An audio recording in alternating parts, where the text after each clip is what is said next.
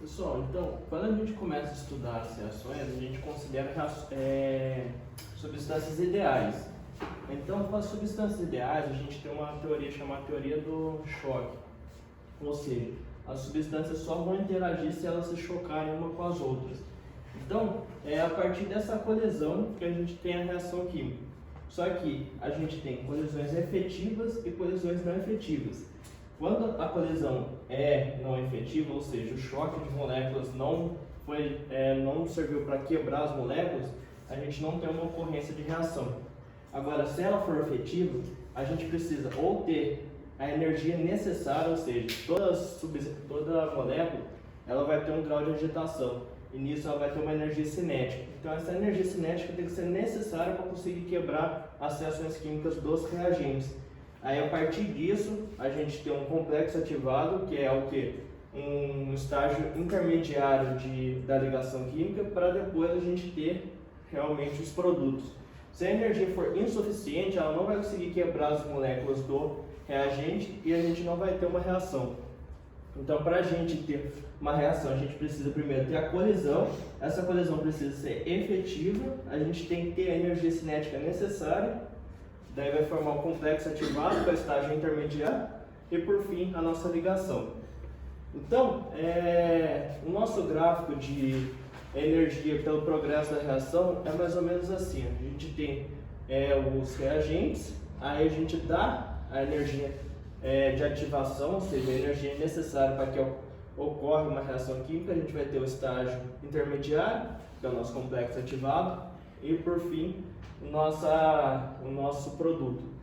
E essa diferença entre o reagente e o produto é a nossa entalpia. Então, se o gráfico está desse jeito, ou seja, a energia da reagente é maior do que a energia do produto, a gente tem uma reação exotérmica.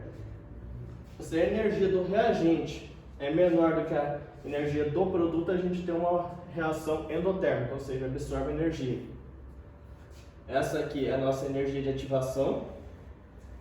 Então, ó, a riqueza de informações que a gente consegue tirar desse gráfico. A gente consegue saber o tipo de reação, a entalpia e a energia de ativação. Então, quanto maior é a nossa energia de ativação, mais lenta é a reação.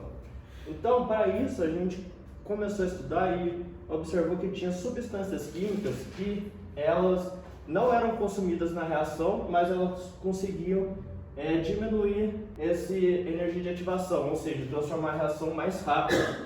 Então, nisso a gente deu o nome de catalisadores. Então, os catalisadores são substâncias químicas que aceleram as reações, ou seja, diminuem a energia de ativação da reação. Então, a gente tem um gráfico aqui, ó. As substâncias sem o catalisador e com o catalisador. A energia de ativação é bem menor. Só que a gente tem que ter atenção que a nossa entalpia ela não vai mudar, ela vai ser a mesma. O que muda é só a energia de ativação. Então, a gente tem catalisadores homogêneos e heterogêneos. Os homogêneos, os catalisadores, eles estão na mesma fase física do que a reação química. Ou seja, se estiver no estado gasoso, o catalisador está no estado gasoso. Se estiver sólido, está no sólido. E heterogêneo, eles estão em fases distintas. Um está gasoso, outro está sólido ou líquido. E a gente também tem algo chamado de autocatálise. Ou seja, à medida que uma reação química ela acontece, o produto serve como catalisador da reação. Ou seja, ele começa a interagir com os reagentes, acelerando a reação. Então a reação começa a acelerar conforme ela vai acontecendo. O produto vira um catalisador da reação. E a gente também tem algo chamado de inibidores.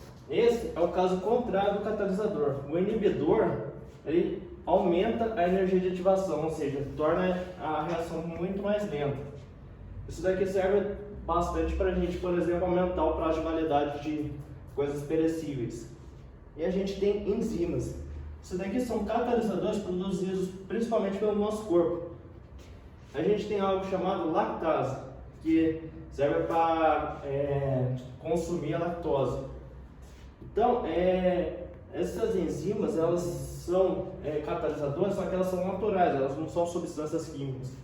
E elas servem como algo chamado de chave de fechadura.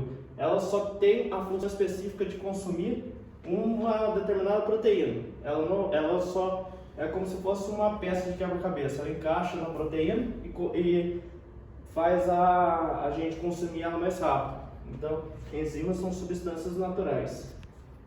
Ficou claro? Uhum.